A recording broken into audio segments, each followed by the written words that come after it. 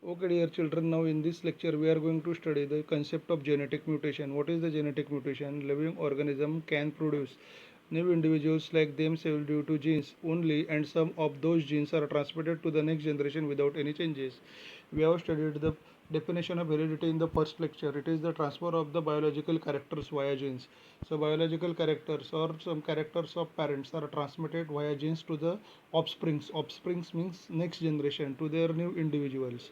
Okay, and some of those genes are transmitted to the next generation without any changes. And out of total number of genes, some of the genes are there which are transmitted to the next generation to the offspring without any changes. म्हणजे त्यांच्यात कोणताही बदल न होता ते माता पित्यांकडून पुढच्या पिढीकडे हस्तांतरित होतात. Due to this some of the characters of parents are transmitted to their offspring. Okay, त्याच्यामुळे काय होतं की मातापित्यांचे गुण त्या मुलांमध्ये किंवा पुढच्या पिढीमध्ये हस्तांतरित होतात.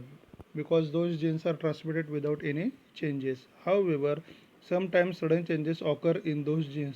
काही वेळेला अचानक त्या गुणसूत्रांमध्ये त्या जीन्समध्ये बदल घडून येत असतात. सडन चेंजेस म्हणजे अचानक होणारे बदल. Sometimes any nucleotide of the gene changes its position that causes a minor change which is nothing but the mutation.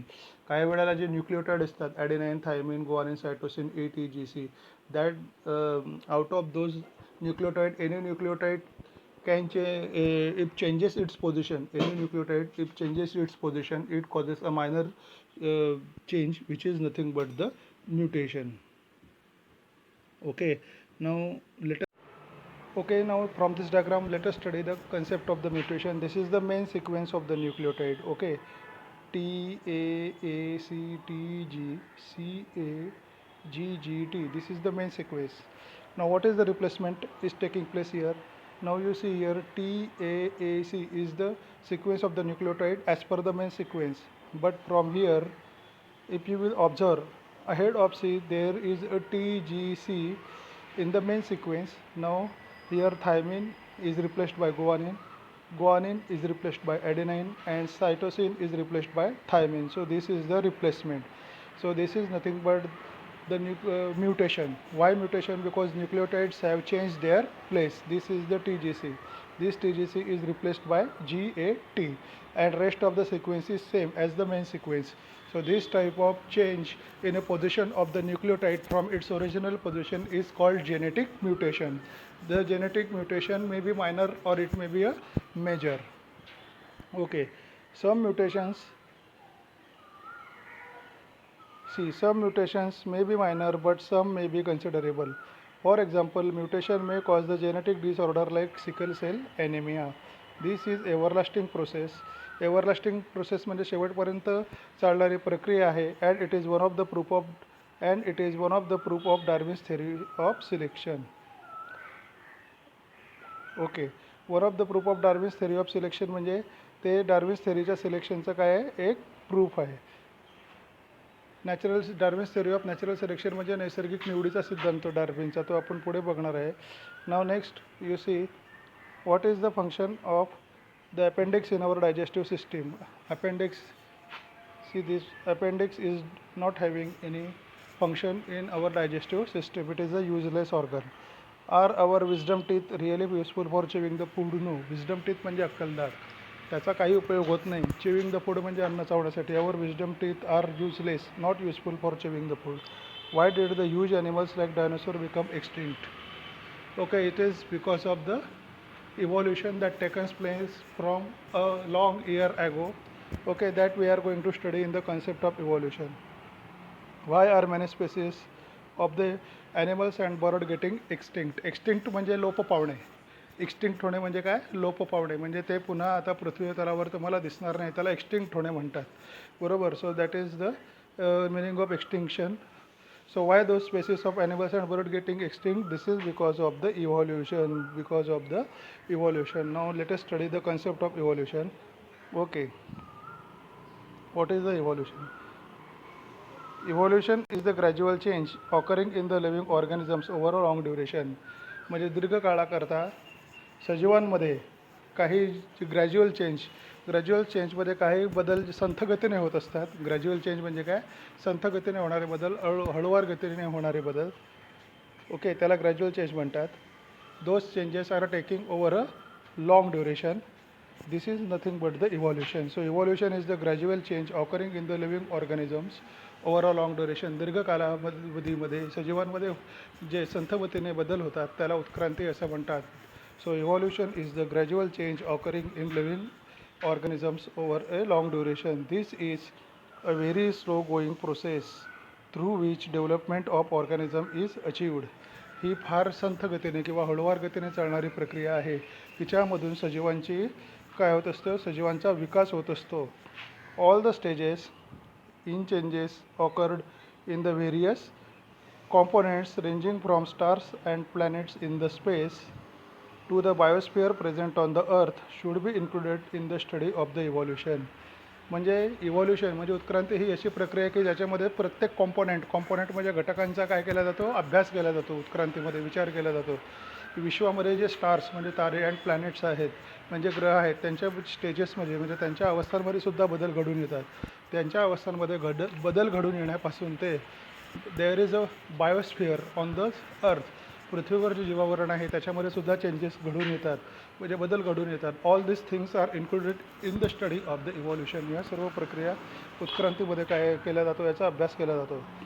Formation of new species is due to the changes in specific characters of several generation of living organisms as a response to the natural selection is called evolution.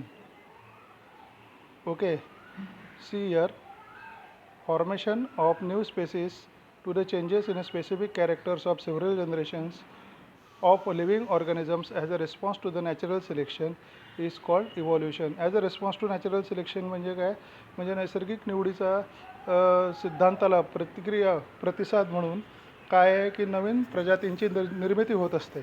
Okay, आणि ती कशामुळे होते, changes in specific characters of several generation. प्रत्येक पिढ्यांच्या विशिष्ट गुणधर्मांमध्ये काही बदल घडून येत असतात.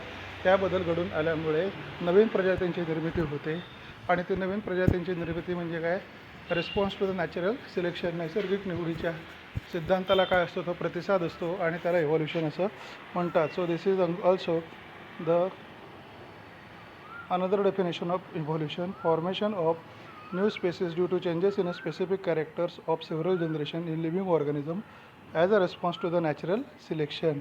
It is called as evolution. This. Okay.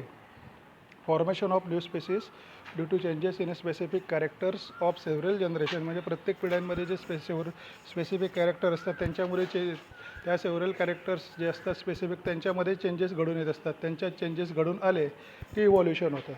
And this is in the response to the natural selection. Okay, 3.5 billion years ago life had been non-existent on the earth. At the beginning there may have been only simple elements in the ocean on the earth. See, 3.5 कोटी वर्षापूर्वी पृथ्वीवरती सजीव सृष्टी नव्हती.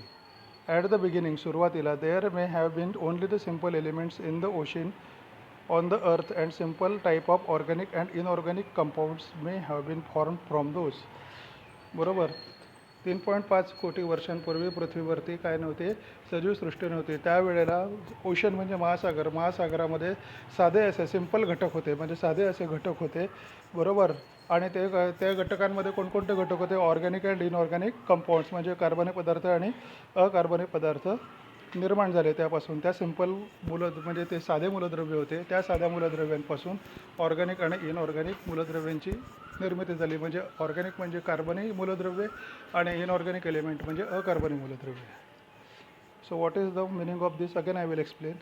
3.5 billion years ago life has been non existence on the earth. 3.5 कोटी वर्षापूर्वी पृथ्वीवरती सजीवसृष्टी अस्तित्वात नव्हती. At the beginning there may have been only simple elements in the ocean on the earth and type of organic and inorganic compounds may have formed from those.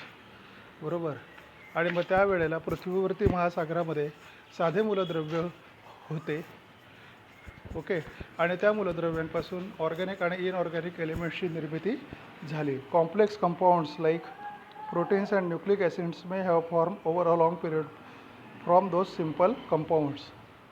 Complex compound म्हणजे काय, गुंतागुंतीचे किंवा जटिल अशी संयुगे निर्माण झाली फ्रॉम दॅट सिम्पल कंपाऊंड्स, त्या साध्या घटकांपासून. मध्ये कॉम्प्लेक्स कंपाऊंड कोणते होते? प्रोटीन्स होते, न्यूक्लिक ॲसिड्स होते, बरोबर आहे की नाही. मग कॉम्प्लेक्स कंपाऊंडपासून नंतर proteins, nucleic acids, complex compounds म्हणजे प्रोटीन्स आणि न्यूक्लिक ॲसिड्ससारखे कॉम्प्लेक्स कंपाऊंड नंतर त्या सिम्पल कंपाऊंड्सपासून काय झाले? तयार झाले. ओके, आणि ते व्हायला दीर्घ कालावधी लागला. Complex compounds like proteins and nucleic acids may have formed from the simple elements over a long period.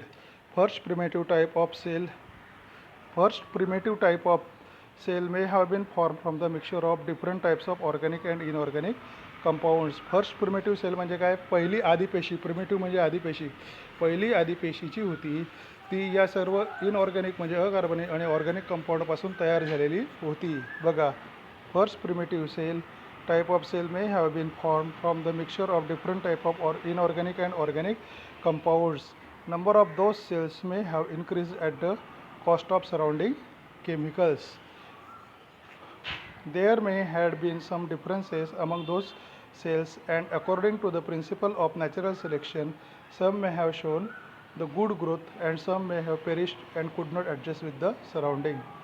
Okay, या इनऑर्गॅनिक आणि ऑर्गॅनिक कंपाऊंड्सपासून सेल्सची निर्मिती झाली.